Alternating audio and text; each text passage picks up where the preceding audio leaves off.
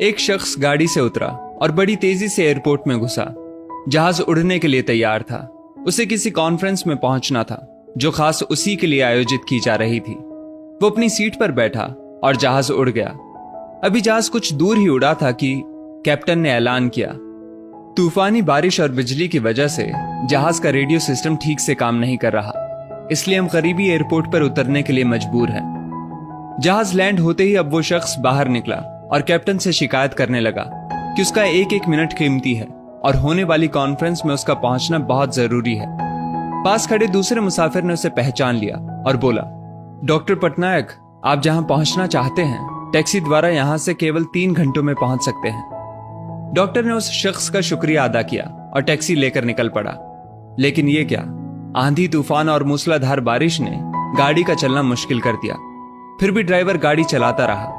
अचानक ड्राइवर को एहसास हुआ कि वो रास्ता भटक चुका है। नाउमीदी के उतार चढ़ाव के बीच उस शख्स को एक छोटा सा घर दिखा। इस तूफान में वही गनीमत समझकर गाड़ी से नीचे उतरा और दरवाजा खटखटाया। आवाज आई, जो कोई भी है अंदर आ जाए, दरवाजा खुला है। अंदर एक बुढ़िया आसन बिछाए भगवत गीता पढ़ रही थी। उसने कहा, माँ जी, अगर इजाजत हो तो आपका फोन इस्तेमाल कर लूं। बुढ़िया मुस्कुराई और बोली, बेटा, कौन सा फोन? यहां ना बिजली है ना ही फोन। लेकिन तुम बैठो, सामने चरणामृत रखा है, पी लो, थकान दूर हो जाएगी। और खाने के लिए भी कुछ ना कुछ फल मिल जाएगा, खा लो ताकि आगे सफर के लिए कुछ शक्ति आ जाए। डॉक्टर ने शुक्रिया अदा किया और चरणामृत पीने लगा। बुढ़िया अपने पाठ में खोई थी कि डॉक्टर की नजर उनके बगल में पड़ी। एक बच्चा कंबल में लिपटा पड़ा था जिसे बुढ़िया थोड़ी थोड़ी देर में हिला देती थी। बुढ़िया ने पाठ समाप्त किया तो डॉक्टर ने कहा, माँ जी, आपके स्वभाव और एहसान ने मुझ पर जादू कर दिया है। आप मेरे लिए भी दुआ कर दीजिए, ये मौसम साफ हो जाए। मुझे उम्मीद है आपकी दुआएं जरूर कबूल होती होंगी। बुढ़िया बोली, नहीं बेटा, ऐसी कोई बात नहीं। तुम मेरे अतिथि हो और अतिथि की सेवा ईश्वर का आदेश है। मैंने तुम्हारे लिए भी दुआ की है। परमात्मा का शुक्र है, उसने मेरी हर दुआ सुनी है। बस एक और दुआ मैं उससे मांग रही हूं, शायद जब वो चाहेगा उसे भी कबूल कर लेगा। कौन सी दुआ? डॉक्टर ने पूछा। बुढ़िया बोली, ये जो 4 साल का बच्चा तुम्हारे सामने अधमरा पड़ा है, मेरा पोता है। ना इसकी माँ जिंदा है ना ही बाप। इस बुढ़ापे में इसकी जिम्मेदारी मुझ पर है। डॉक्टर कहते हैं इसे कोई खतरनाक रोग है जिसका वो इलाज नहीं कर सकते।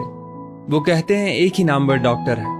क्या नाम बताया था उसका? हाँ, याद आया, डॉक्टर पटनायक। वो इसका ऑपरेशन कर सकता है। लेकिन मैं बुढ़िया कहाँ उस डॉक्टर तक पहुंच सकती हूँ? बच्चे को लेकर जाऊं भी तो पता नहीं वो देखने के लिए राजी भी हो या नहीं। बस अब बंसी वाले से यही मांग रही थी कि वो मेरी मुश्किल आसान कर दे। डॉक्टर की आंखों से आंसुओं का सैलाब बह निकला। वो रूंधे कंठ से बोला, माई, आपकी दुआ ने हवाई जहाज को नीचे उतार लिया, आसमान पर बिजलियां कौंधवा दी, मुझे रास्ता भुलवा दिया ताकि मैं यहां तक खींचा चला आऊं। हे भगवान, मुझे यकीन ही नहीं हो रहा कि कन्हैया एक दुआ कबूल करने के लिए अपने भक्तों की इस तरह भी मदद कर सकता है। दोस्तों, वो ईश्वर सर्वशक्तिमान है। जहां इंसान बेबस हो जाता है वहीं से उसकी परम कृपा शुरू होती है।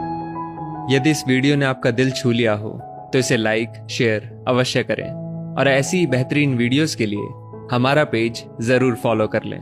धन्यवाद।